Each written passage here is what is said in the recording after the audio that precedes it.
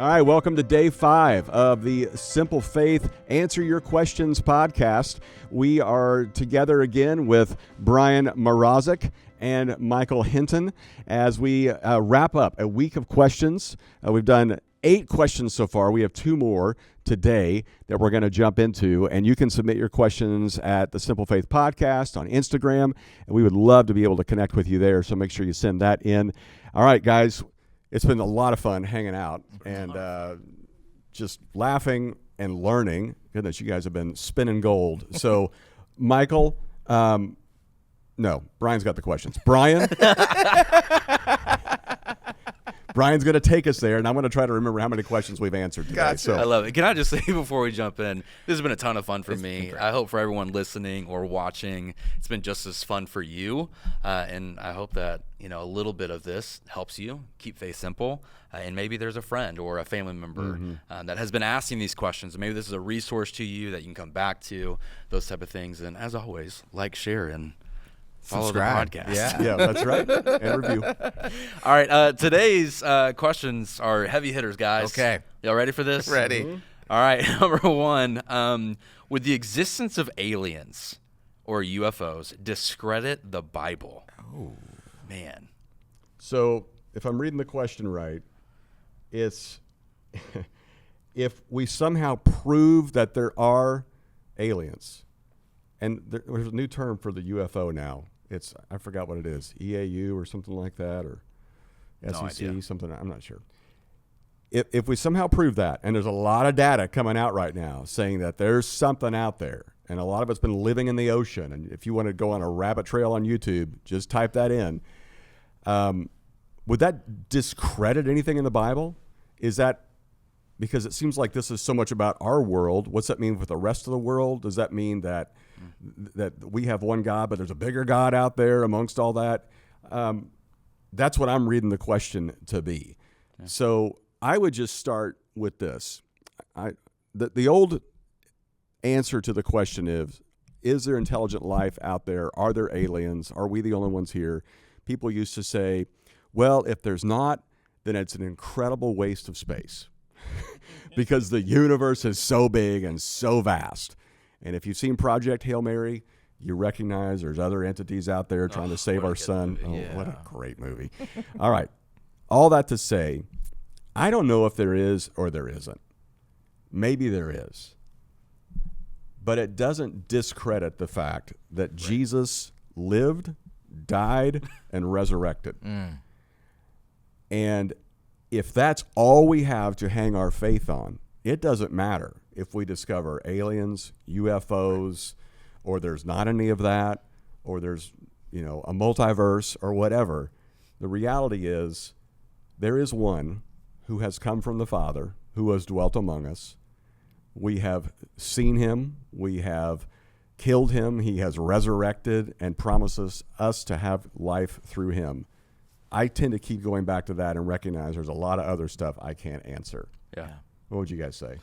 Well, I would say, to your point, I think the scriptures were designed by God to tell us who he is, what we are, what is sin, and how he has planned to deal with sin. Right. That is what the scriptures have been designed. I would also say, and I'm not saying I believe that there are other intelligent lives. I don't know what to believe about that. Rusty is right. The data is very compelling, okay? But Truth is out there. Truth is out there, apparently. But what I will say is this, okay? The psalmist writes, and this is King David. He says in Psalm 19, chapter 1, the heavens proclaim the glory of God. The skies display his craftsmanship. Day after day, they continue to speak. Night after night, they make him known. If there is intelligent life, awesome.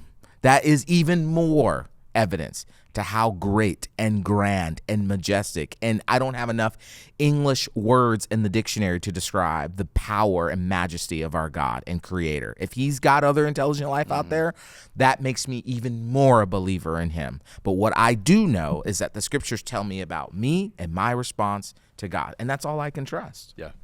I mean, y'all said most of it. I mean, what you were just saying, Michael, is very in alignment with the great theologian C.S. Lewis. He talked about, wouldn't it be just like God in all of his creativity to create something that we couldn't even comprehend. Fathom, yeah. Right? I mean, it's just like him.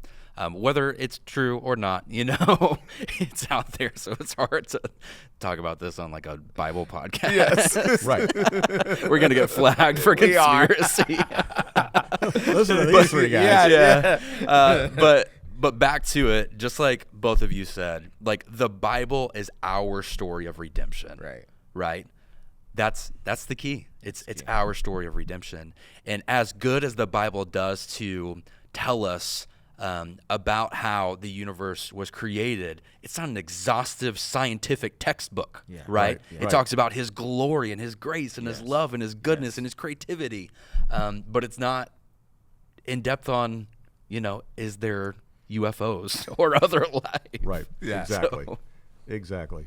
It is fascinating to think about. It is, absolutely. Do you believe in UFOs? You think there is such a thing?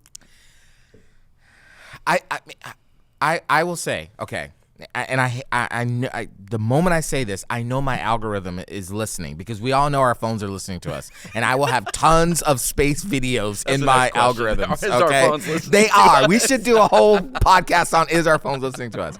But I will say that oftentimes when I go down that rabbit hole and I am watching these videos, I think it's the Tyson guy, the super smart dude. I can't think of his name. Oh, yeah.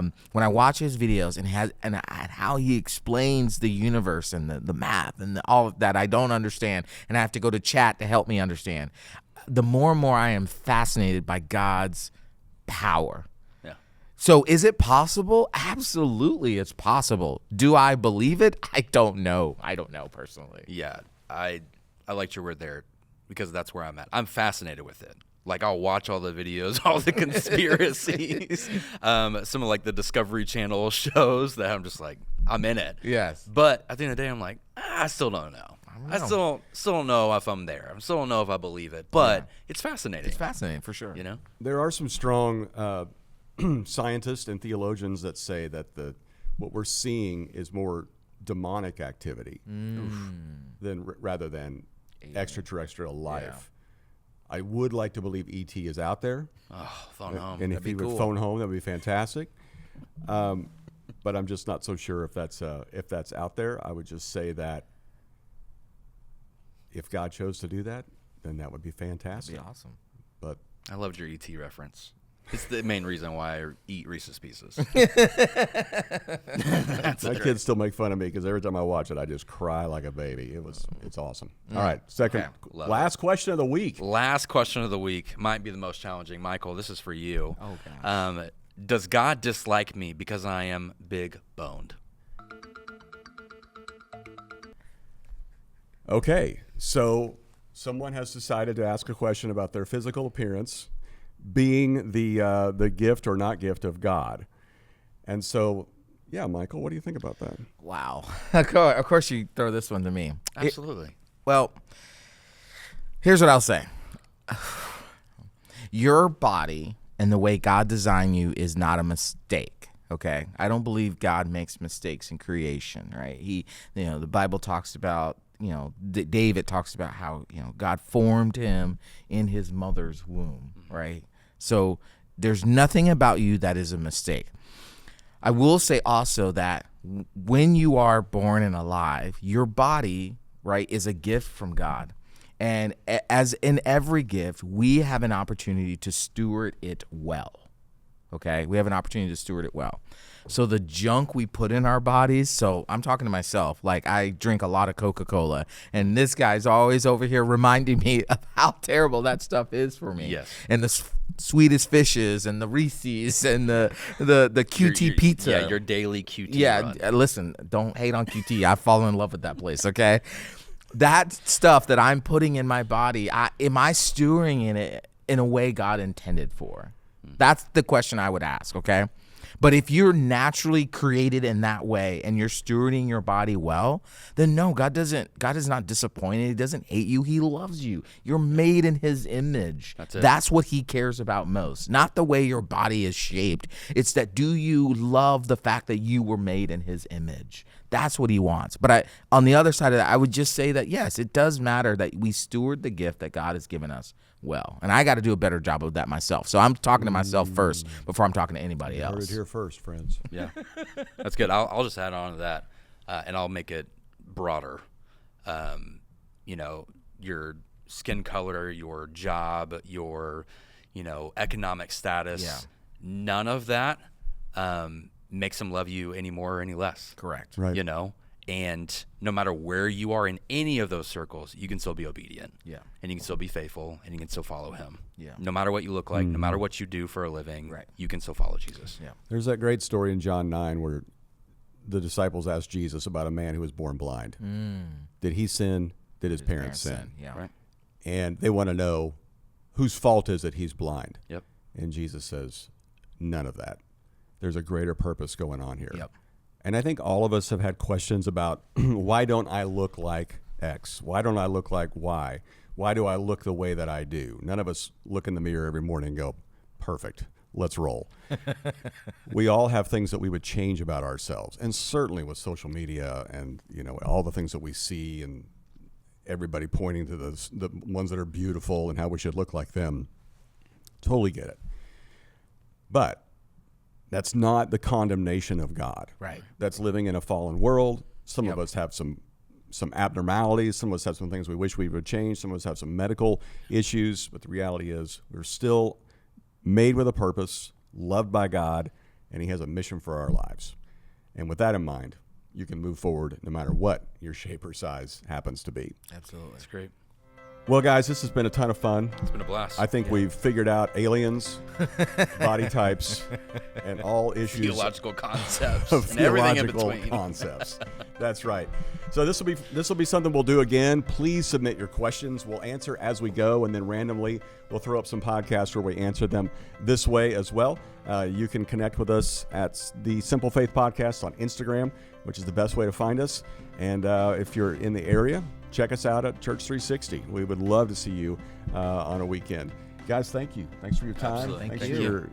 I just love this because you all bring not only history, but your own set of experiences. You all have a lot of biblical wisdom over years of teaching, but also Bible colleges and seminaries. And I know that you are both avid podcast listeners. So I've got like 50 preachers that have spoken into our lives every single day that we get to add to everything that we get to share, which is so fun. So thank you. Thank you to our producer, Andrew, for keeping us on track here, and for our editor, Scott, and for everybody that makes this happen. So thank you, and we will see you next week on Simple Faith.